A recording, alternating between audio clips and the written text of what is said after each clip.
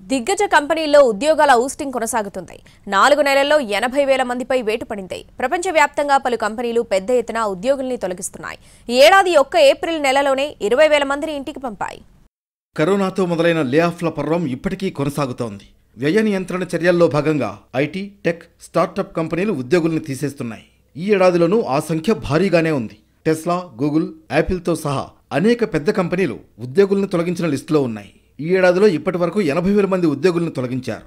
ఒక్క ఏప్రిల్లోనే 20,000 మందిని తీసేశారు. ప్రముఖ టెక్ సంస్థ యాపిల్ 600 మంది ఉద్యోగులకు ఉద్వాసన పలికింది. వీరిలో చాలా మంది smart car, smart watch display వంటి ప్రత్యేక ప్రాజెక్టుల్లో విధులు నిర్వర్తిస్తున్న వాళ్లే. భారీ ఖర్చు సహా వివిధ కారణాలతో ఈ ప్రాజెక్టులను యాపిల్ పక్కన పెట్టింది. E commerce platform Amazon cloud computing విభాగంలో 100 మంది ఉద్యోగులను తొలగించింది. ఇంటెల్ సంస్థ సేల్స్, మార్కెటింగ్ డిపార్ట్మెంట్ నుంచి దాదాపు 62 మందిని ఇంటికి పంపింది. ఆర్థిక సమస్యల కారణంగా బైజూస్ ఏప్రిల్లో 500 మంది ఉద్యోగుల్ని తీసేసింది. ఇక ఎలాన్ మస్క్ టెస్లా ఉద్యోగుల్లో 10% మందిని విధుల నుంచి తొలగించింది.